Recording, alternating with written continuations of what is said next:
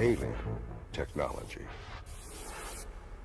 In the mid-20th century, U.S. Army research and development at the Pentagon brought the world into a new age. Incredible advances were made, which helped bring Americans to the highest standard of living ever achieved by a nation. Were outside sources and government influences involved in the origins of high technology? Does the new quantum leap in technological sophistication suggest the role of some outside influence? Could technology like the microchip, which is ubiquitous in our lives, have come from an extraterrestrial source? Is it alien technology? If the acquisition of alien technology is a fact, that certainly could have happened. My guess is that if we did pick up any technology at all, it would have then landed in a very sensitive, compartmentalized intelligence area, in which only a very limited number of people would have access to that information.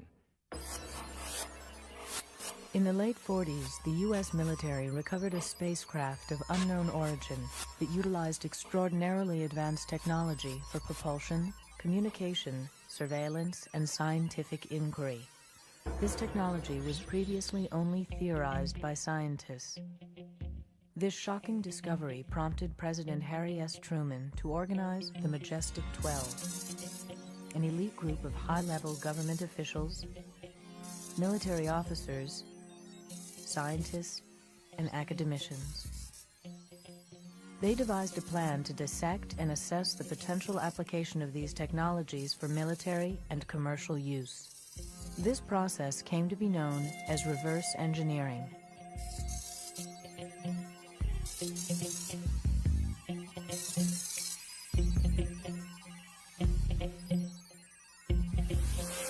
With the advent of the Cold War, the Majestic 12 and its program was conducted under the highest level of secrecy since the Manhattan Project. Their goal was to disseminate these technologies to the private sector at firms which were already developing technologies garnered from the war effort. In August of 1947, an alien-created microcircuitry artifact was delivered to Bell Labs. Bell Labs was ready for the challenge of reverse engineering. Within 5 months, by December of that same year, Bell Labs would introduce to the public the first electronic transistor. Bell Labs physicists Walter Brattain, John Bardeen, and William Shockley were the first to successfully reverse engineer microcircuitry. This first example of reverse engineered technology showed crudeness in the area of micromanipulation of particles. The revolutionary ability to control electrons would permanently replace the crude vacuum tube bulb. First of all, Shockley and his team had been working on transistor technology. Of course, nobody called it a transistor back then, but they were working on this technology, basically an electronic gate to send electrons through that was more efficient than the vacuum tube. Now, the workbench notes that they had back then, the notes themselves were reverse engineered. They didn't publish those workbench notes until after 1949. Soon, all life on Earth would be affected by this application of outside information. On the day that was declared, the day of discovery, life on this planet changed. Later, General Arthur Trudeau took over the responsibility of distributing technological artifacts from U.S. Army R&D offices at the Pentagon. Colonel Philip J. Corso, intelligence officer for Army Research and Development at the Pentagon, was the first to step forward with information about alien technology. In 1997, when Lieutenant Colonel Corso published his national best-selling book, Neither the federal government nor any corporation or individual sought to discredit or refute his revelations about the Pentagon distributing alien technology to the private sector. All this was known, only it wasn't known in the form where we gave an artifact to something. We gave them research and development projects. One of the things that strikes you most about Philip Corso is not just the fact that he sounds credible, but when you go into his background and you look at the places he's been and where he served and what assignments he's had through the different wars from World War II through Korea, then back to the Pentagon, when you look at that, what you see is that the guy just rings credible. He is like rivet plate metal. Trudeau brought him in.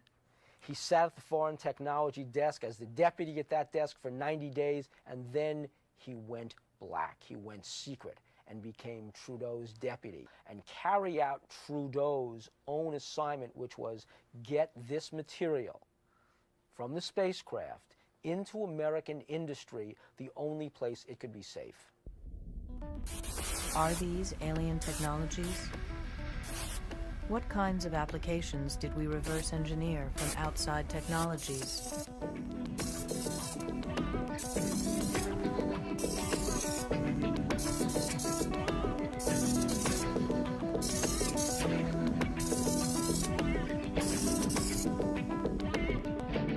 Here, Corso said in 1961, he was looking at what turned out to be a fully functional electronic microcircuit.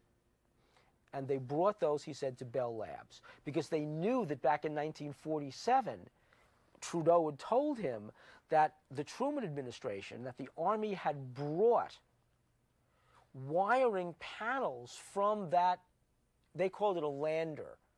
They called it an alien lander. They brought that to New Jersey, where Bell Labs was.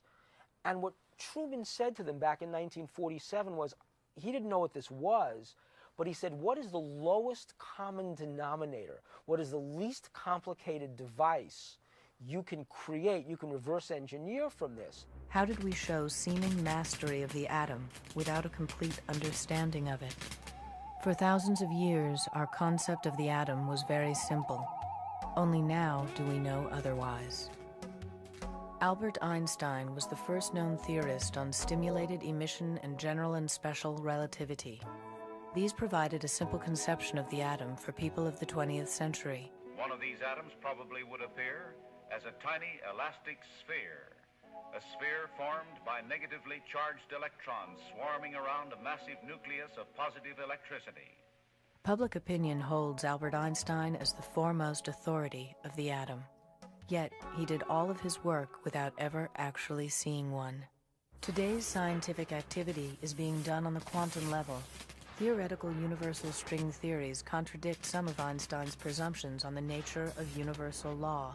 Regardless of how scientific theory has developed, recent trends in reverse engineering of alien technology couldn't have begun without these scientific foundations. What does the atom mean to us today? No one had ever seen the atom until the present, but the concept has already helped shape society. Is the microchip an intrusion from an outside source? There should have been a parallel in our understanding of what was being created. Without a parallel comprehension of this technological quantum leap, the result has been social disintegration, alienation, and dysfunction.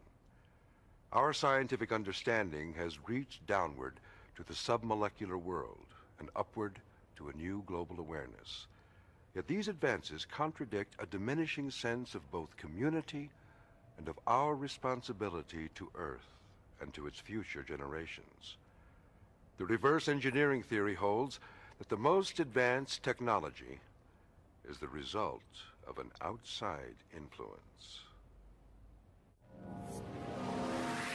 Looking at technological advances today and trying to explain how those breakthroughs came about in our society, either way, reverse engineering fits right along with the natural progression of things when new technologies emerge. Critics of this viewpoint put reverse engineering into a category that includes paranormal mythology. Well, this is merely an excuse to discount evidence that would lead to a new perspective. Nevertheless, the microchip has become an integral part of many of the electrical machines and appliances that we use today. Its fundamental purpose is to manipulate electrons at the molecular level to perform as electronic switches. In 1958, it was Jack Kilby who was credited with inventing the microchip. In 1965, semiconductor pioneer Gordon Moore predicted that the number of transistors contained on a computer chip would double every year. This is now known as Moore's Law. Deciphering the microprocessor took 23 years. The microprocessor brought us to increased speed of control of information. In 1970, when Ted Hoff revealed the microprocessor, how much was known about electron behavior? For decades, electrons worked in microprocessors while scientists tried to figure out exactly how they worked. At that time, research was still all in theory. We had no understanding of micro-manipulating mechanisms, ion beam implantation, and electron beam lithography, all used now in manufacturing of electronics. Picosecond imaging circuit analysis is currently used at IBM to study the behavior of electrons in microprocessors. Circuit analysis has produced this high-powered camera to study microcircuitry. A picture of the speeding electron is taken within a trillionth of a second. It has been 40 years since the microchip was invented. Why only now are researchers seeing the submolecular level? Since we can only now recognize electrons at the atomic level, does this support the notion that reverse engineering produced this technology?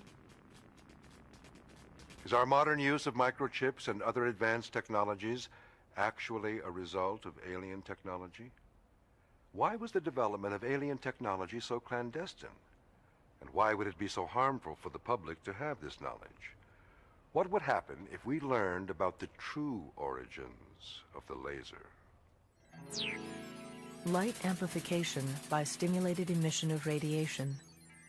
In 1958, surrounded by much controversy, the laser was introduced.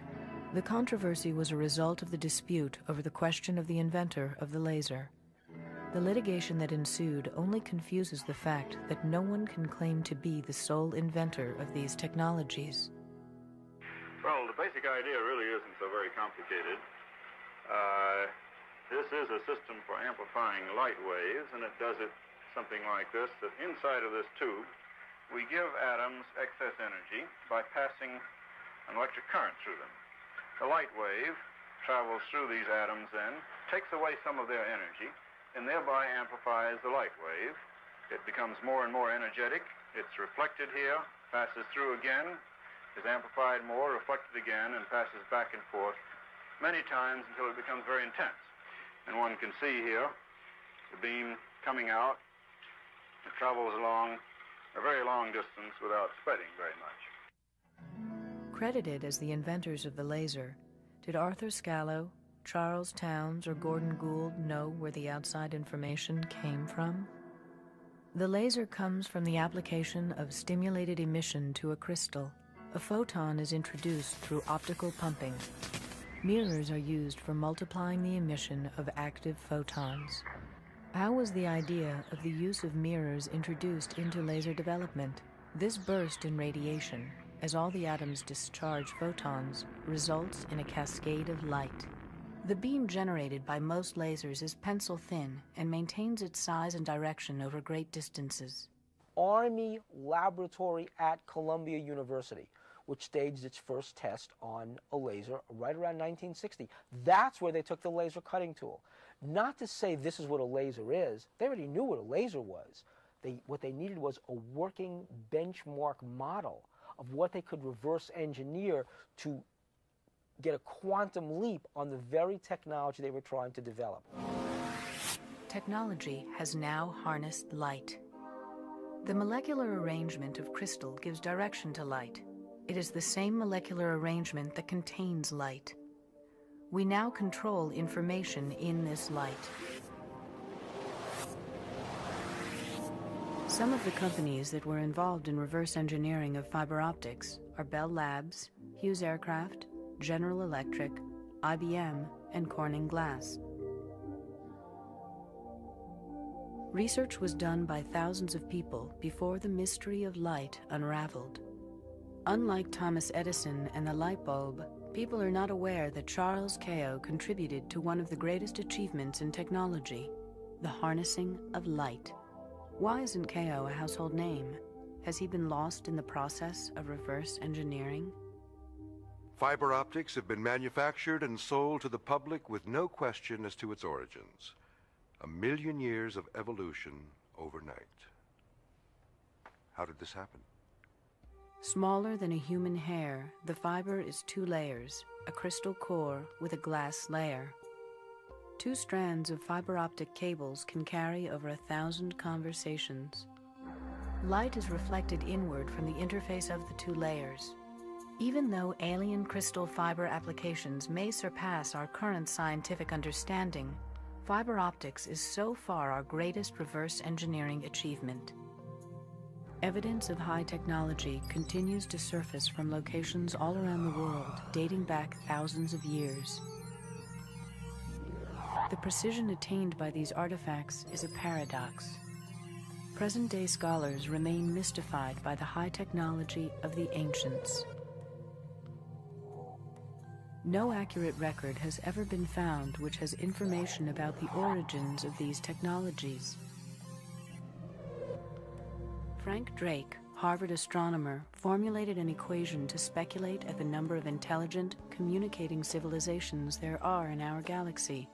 N represents the number of stars in the Milky Way galaxy. Current estimates of this number are 100 billion. P is the fraction of stars that have planets around them. Current estimates range from 20% to 50%. E is the number of planets per star that are capable of sustaining life. Estimates range from 1 to 5. L is the fraction of planets in E, where life evolves. I is the fraction of L, where intelligent life evolves. C is the fraction of I that communicate. L is the fraction of the planet's life during which the communicating civilizations live. The answer, N, is the number of communicating civilizations in the galaxy. According to Drake, even the most pessimistic estimates yield hundreds to thousands of communicating civilizations. Through the media, we are already sensitized to the possibility of alien life forms. To maintain a logical perspective is a challenge considering our point of reference is only the popular media.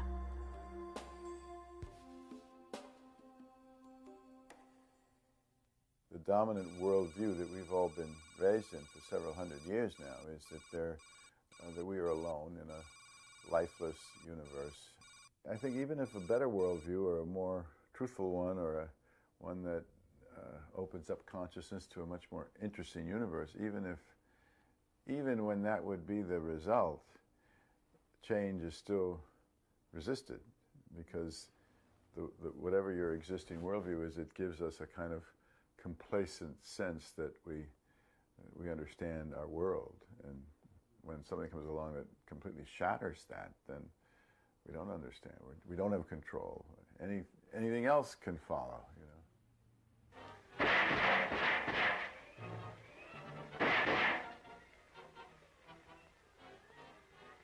We're not human! A half a century ago, alien technology made an immediate impact. On Halloween night of 1938, Orson Welles' radio program War of the Worlds showed just how Americans would react to news of alien contact. The program caused pandemonium. Some people even committed suicide. Turn you to Carl Phillips at Grover's Mill. Ladies and gentlemen, here I am. Wait a minute, something's happening. There's a jet of flame springing from the mirror and it leaps right at the advancing men. Lord, they're turning into flames. Extremely surprised to learn that a story which has become familiar to children through the medium of comic strips should have had such an immediate and profound effect upon radio listeners. Flying saucers have invaded our planet. The whole world is under attack. Can it survive?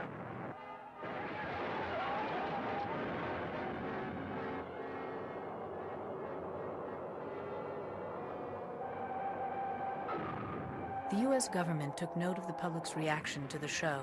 Since then, the government's position has been very cautious on this topic.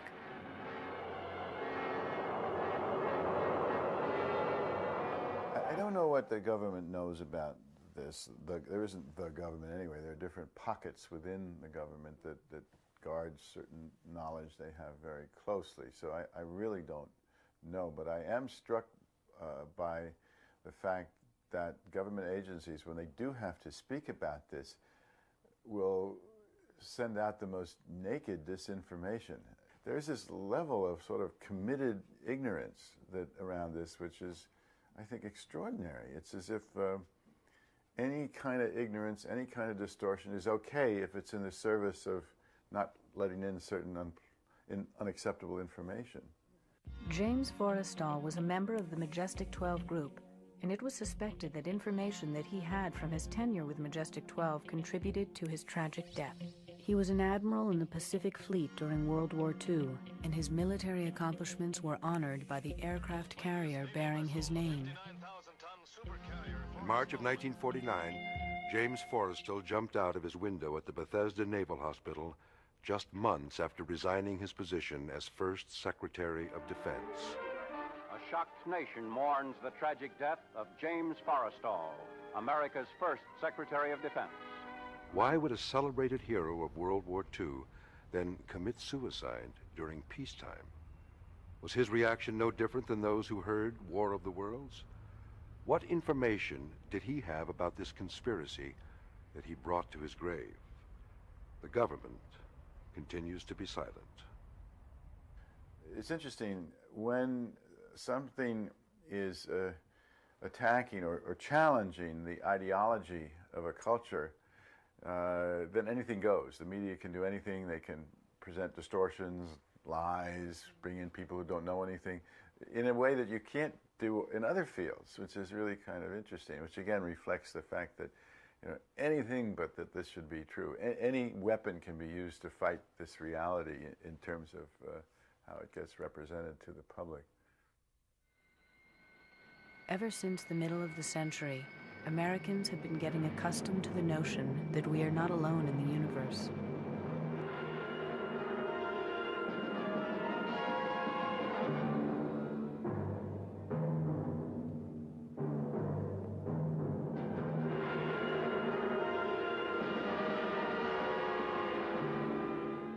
I think there's no question that the tendency to show extraterrestrial encounters as either comical or sinister does influence a certain number of people who don't know any better.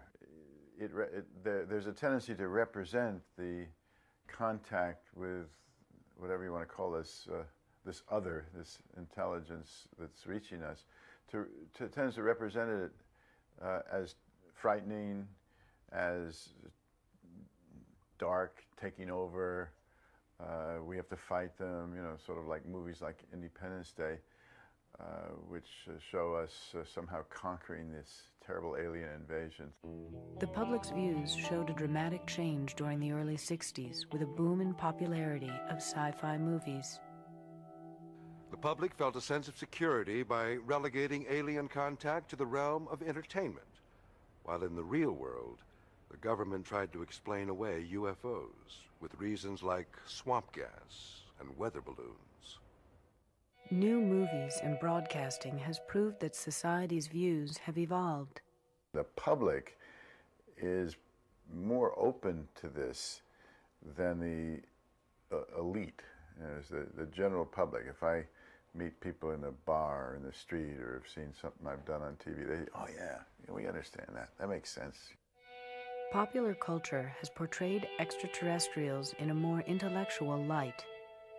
Individuals in the military have come forward with contact information, but no official statement has been made to confirm or deny any such evidence. Whenever such evidence is brought forward by a private citizen, the response has generally been skepticism. As a result, the public remains doubtful about the credibility of these phenomena because of insufficient information. Perhaps the only logical conclusions that we can draw are the ones that come from our own self-examination. The kind of technology that we now have is a product essentially of the scientific revolution and the industrial revolution. And that is why I spent so much time researching the story of the Luddites. Because the Luddites were people in England at the beginning of the Industrial Revolution who said, wait, what is this technology going to do to us particular, to our jobs, to our families, to our communities, to the environment?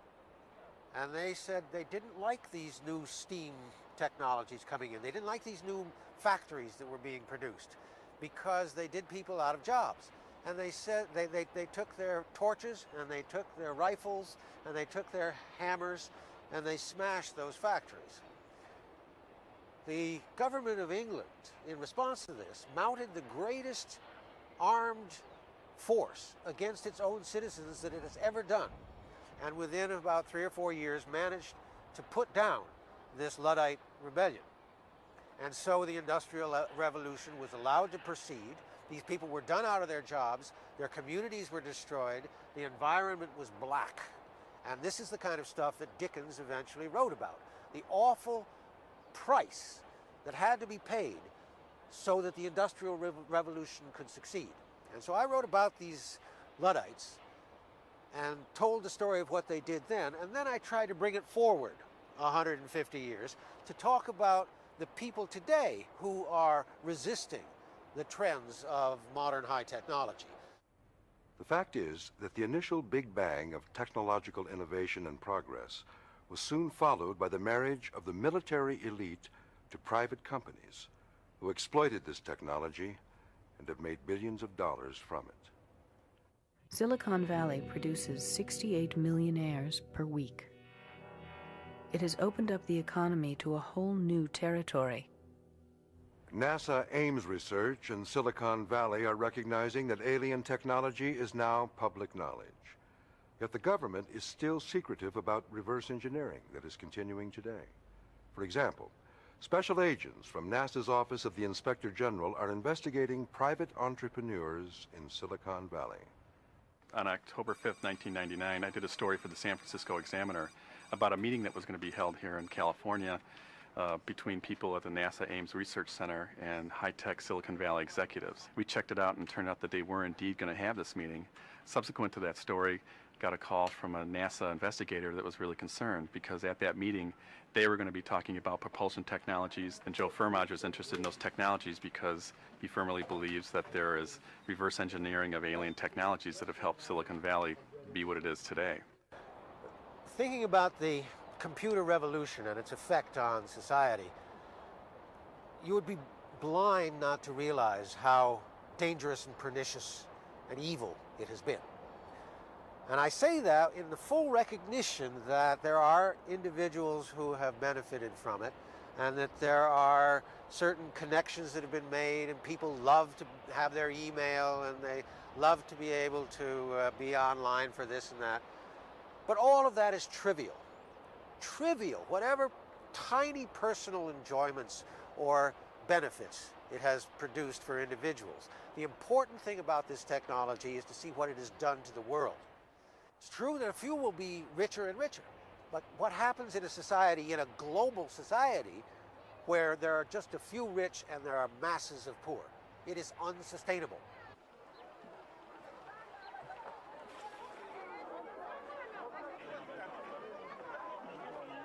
What I'm spelling out for you here is a scenario that inevitably leads to tragedy. And we can see it happening already. But I think it won't be more than 20 years or so before all of this collapses. Because we have these dominant government corporate forces eating up the world, pushing people aside, and attempting to create a world that is entirely artificially, entirely technology dominated. A technosphere that will eliminate the biosphere. Alien technology causes destruction of our environment at a rapid rate. Its power is beyond what we are able to control. The destructive effects reach out to all areas of the Earth and the life that it sustains. How much time do we have before it is too late to reverse the damage from alien technology? People, disconnected from nature, abuse our ecosystem, which degrades our planet to near fatal levels. Our production of waste rivals our production of technologies that improve the human condition. Think of this. Over there on Wall Street is the beginning process by which $4 trillion is being traded around the world every single day. $4 trillion. Now, you don't trade that stuff buying and selling around the world without having an effect, a real-life effect upon the jobs and the lives and the communities of people. But the psychological effects of all of this are to distance people from the real things that they need in their lives. Love, sodality, community, poetry, dreams, all of the important things. So what I see happening is an accumulation of environmental crises melding with these economic and political crises so that the whole thing collapses. Now, it's possible that the human species will survive that. But it will do so only if it's in vastly reduced numbers, people living in small, nature-regarding communitarian societies. That is to say, tribal societies, much the way humans have lived from 90% of the time they've been on Earth. They've lived in those kinds of nature-loving, nature-regarding, small-scale societies. I think it's possible that we might get back to that. On the other hand, if the pollution, if the destruction is as great as it might well be, it will threaten the existence of the human species on the Earth. Is this the first global technological crisis of its kind? Are we living in a world where all of the technology that we depend on could stop functioning? Or does alien technology have a manifest destiny of its own to dominate the globe? Alien technology has fragmented our system of representation. It fragments communities and alienates people from each other as it takes control. The portability of information may ultimately erode privacy. Soon, people will carry their electronic identity within their skin. This information will be read and tracked by anyone who has the equipment to do so. The gap between those who control the technological machinery and those who are controlled by it may determine what life will be like for the next generation. Will there be more government control over the economy? Will there be more government control over our lives? A bold new world order. Or is it technology that is controlling our lives? In politically underdeveloped countries, alien technology has fatal consequences. The U.S. military will not come forward with information surrounding the development of alien technology. Research continues as defense technology reaches for more sophisticated and lethal weapons.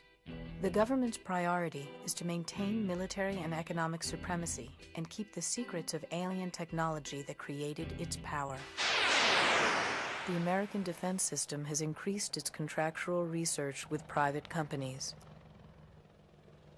These companies research independently and operate under total secrecy under the authority of national security. In his 1961 farewell address to the nation, President Eisenhower warned us of the dangers caused by the very situation that our country finds itself in today.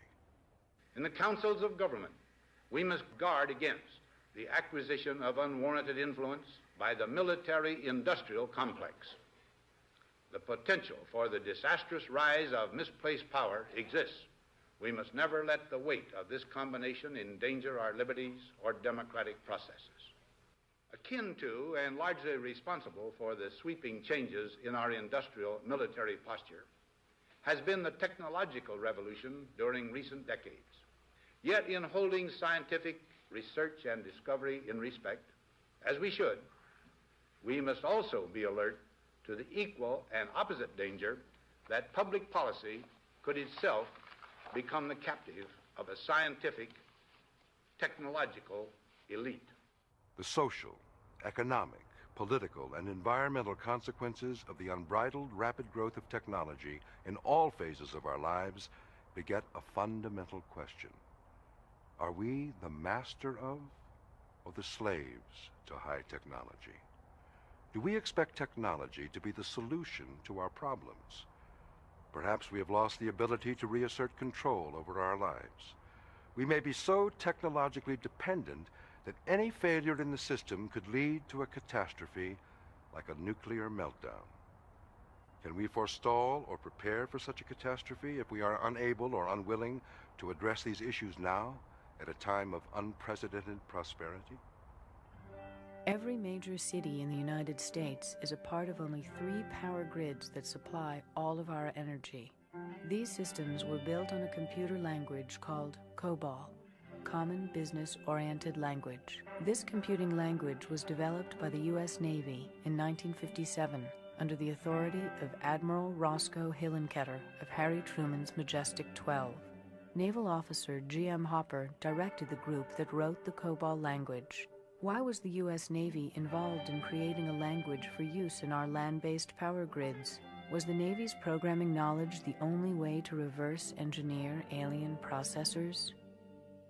Socially, we are in danger of losing our sense of humanity, our sense of morality, even our sense of family and its critical role in our society. We need to assess the consequences our frenzied electronic way of life has on our planet.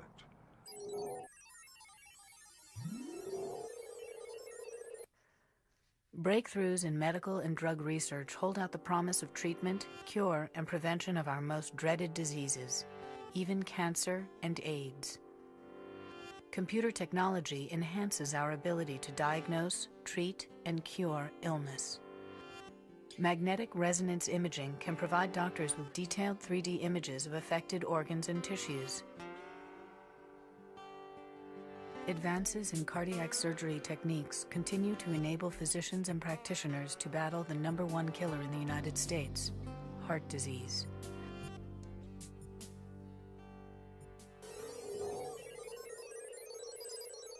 Nearly 1,000 satellites orbit the Earth daily and contribute to our increased knowledge of our planet and its atmosphere and weather. Scientists deploy increasingly sophisticated weather radar. Forecasts pinpoint dangerous weather patterns today more quickly and accurately than ever before. Good evening. Hurricane Andrew continues on its path towards the southeast Florida coast at this hour. The center of the hurricane is expected to cross the Dade-Broward area sometime between 6 and 8 a.m. tomorrow morning. Because of this advanced technology, communities have more time to take emergency measures in the face of a violent storm.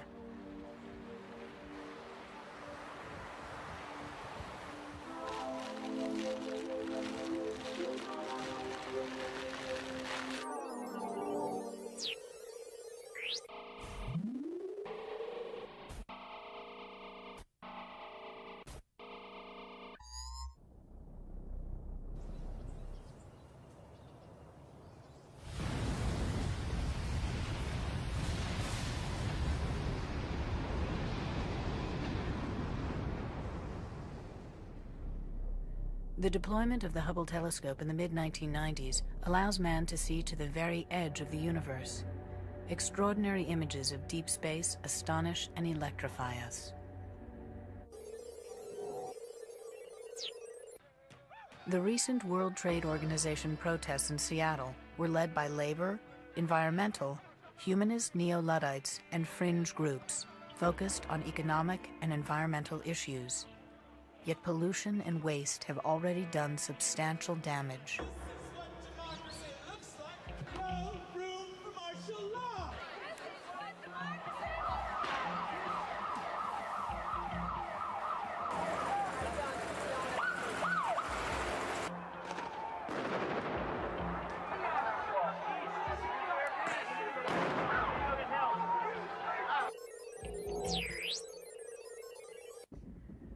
Ironically, a comparatively low-tech alternative to fossil fuel and uranium is wind power. In some regions, it provides clean, reliable energy which could significantly reduce our reliance on imported oil, coal, or nuclear power. Unfortunately, the nuclear power industry is encouraged to develop, through government subsidies, several times the amount that solar or wind power development will ever receive. With the internet eclipsing 1 billion pages and counting, today's e-revolution is spurring an unprecedented global economic boom. E-commerce is expected to top several $1 trillion in the next few years. Alan Greenspan, chairman of the Federal Reserve, pointed out the critical role of high technology in the growth and reshaping of our economy and society.